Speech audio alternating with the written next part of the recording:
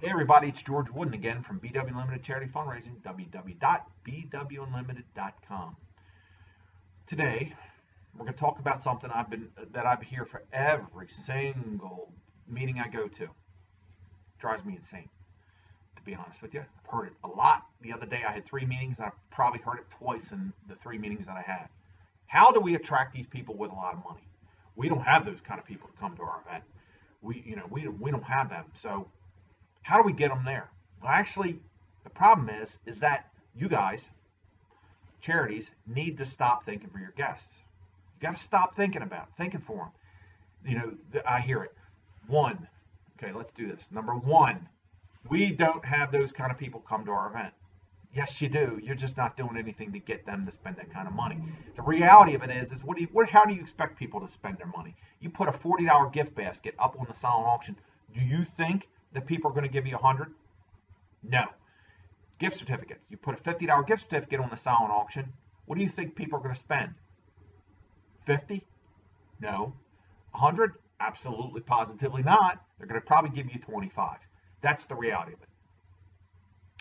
2, you got to stop thinking for them. But you got to put out the fundraising platforms in order to get them to spend that kind of money. And you got to have items that are going to bring that kind of money out of them.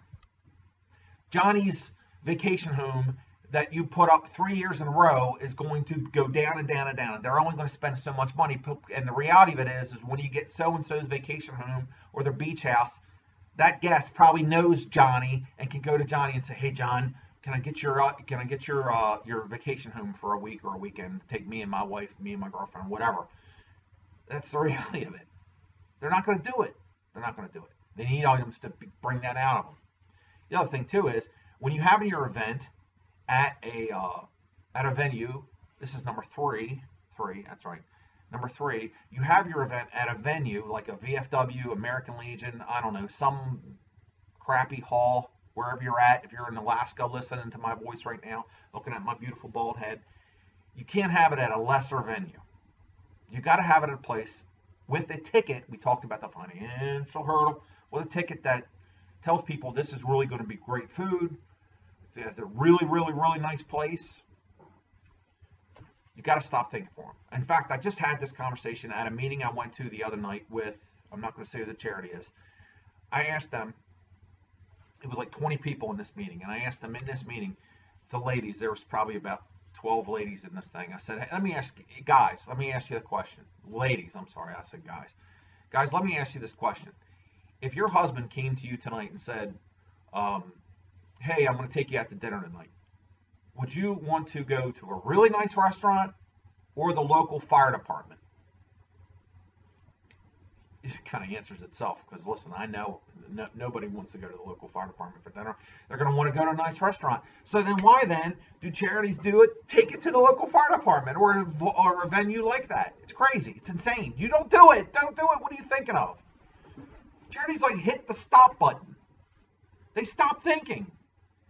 Nobody wants to go there. Have it at a place. Guess what? It's going to be expensive because, believe it or not, they're not going to donate to you. You're going to have to pay them.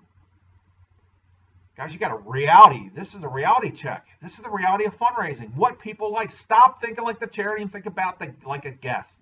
What would you like to do? All right, we're going to talk about the rich people. When you put out stuff that isn't worth very much, you're only going to get half that spending. Okay?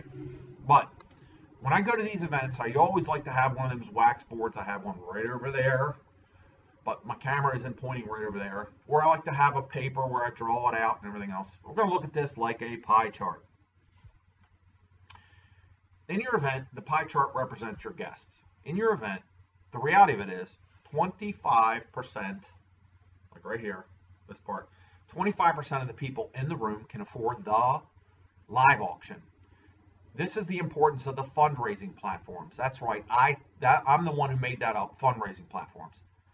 25% of the people in the crowd can afford to spend a lot of money.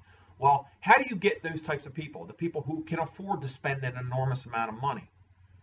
Those are affluent, richer business people, women, men, whatever. They have that kind of money, they can spend it. How do you attract those types of people? Well, those types of people who are affluent, rich people who've got a lot of money, They love to show their wealth. How do they like to show their wealth? They like to raise their hand when the auctioneer's, all right, what do you say, what do you give? Have it a bid for 1,000, give it a bid for 2. Hup, hup, hup. They're raising their bidder card. They love to show it, and they're very competitive. So the way you get that high spending out of that crowd is you have a live auction. All right, have it would say, have a live auction. Right, auctioneers? Because they like to compete. They like to openly compete. Oh, you're not going to get that. I'll be damned. I'm going to get that. And they keep spending, and they go crazy. And I've seen some insane spending where I was surprised, and I just kept calling. 30,000, have it a bid for 31, give it a bid for 31, goes insane. Okay, so now you've got 75%. That's the 25% of the crowd, right? Now, the live auction's there for two reasons. One, it's there to bring out the competitive spirit, the competitive bidding, and get higher bidding out of the crowd. It's like squeezing a rock, right? It's there for two reasons. One, to get that, and also for the entertainment value, because everybody likes to hear an auctioneer's chant. They don't want your congressman or the guy in your area who doesn't know how to be an auctioneer. You've got to have an auctioneer. Excuse me. And preferably an auctioneer around the country who knows charity auctions. Kind of like an entertainer. Speaking about entertainment is the other reason why the auction's important. It's entertaining to hear the auctioneers chant. Some auctioneers do have a song. I'm more playful, but I do a chant as well, as you heard. All right, what do you say? What do you give? Have it a bid for 500. That blah, blah, blah, blah, thing. So 75% of the crowd. 75% of the crowd cannot get into the live auction. They don't have that kind of money. So what do you need for them? You need a silent auction. 50% of the crowd. 50% of the crowd can afford the silent auction. Now, how do you get the money out of them? You got to have good stuff. You got to have the donated, the lesser stuff, but you also have good stuff to get them to kind of spend. Now, the cool thing is, 50% of the crowd can afford the silent auction, and they were only 75% were watching the live. But the people who bid on the live can also bid on the silent. Now, the 75 shifts. Now, here's the key. You've got the other remaining 25% of the crowd who cannot afford the live. They can only watch. They can't afford the silent. What do you have for them? They got $50 in their pocket. What do you have for them? You got to have something, right? You have raffles. Raffles are awesome. They'll bring you 10 times retail for your donated stuff. Gift baskets, gift certificates. That mediocre, not very exciting stuff. Raffles. We got some awesome raffle ideas that always are winner, chicken dinner all day and all night are awesome. So, the cool thing about it is the people who bid on the live auction can also buy raffle tickets. The people who bid on the silent auction can also buy raffle tickets. Everybody can buy raffle tickets. Now, last and final thing. So, you got the live, you got the silent, you got the raffles. The last and final thing is, how many of you charities out there put an envelope on the table and ask people to donate? Any of you? If you do, you know that at the end of the day, you're picking up empty envelopes. Don't lie to yourself. It never works. It never works. People don't donate. And the reason why is the same reason why when you go out to your mailbox today, you trot out to your mailbox and you open it up, there's not a stack of checks in there. People just don't do it. What I do and what some auctioneers do is something called a fund a need. Fund a need works. It's unimplied financial pressure where you're asking people to show everybody in the room if they're donating, if they'll donate. So what it does is you call it a money amount, you ask for that money amount, you bring it down. I always do it after the live auction because it's basically like trying to wrap this whole thing up in a bow. You ask people to donate, and they raise their bidder card in the air. Now, why are they doing it? Well, because they want everybody else in the room to see they're doing it. People do these things because they want to be noticed, and you got to take advantage of that. So that's a complete fundraising event, ladies and gentlemen. If you only have a silent auction and no raffles and no live auction, expect whatever. If you have a live auction and nothing else, expect whatever. Just raffles, expect whatever. No fund a need, no direct donation, no like that. Expect whatever. So that's it.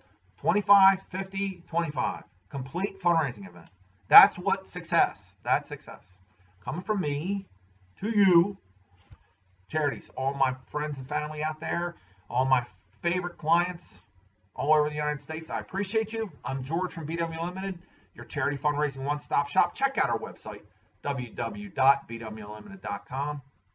Check us out on Facebook, Instagram, LinkedIn, Twitter, I don't know, all in different places. If we would love to help you. We really would. Check out our videos. Check out the website and all that. If you want to, give me a call. My phone number is 410-658-8808, or email me, george@bwunlimited.com. You can also check out our travel package website at www.charitytravelpackages.com. If not, I'll see you on the radio. I appreciate it. We'll see you next time. And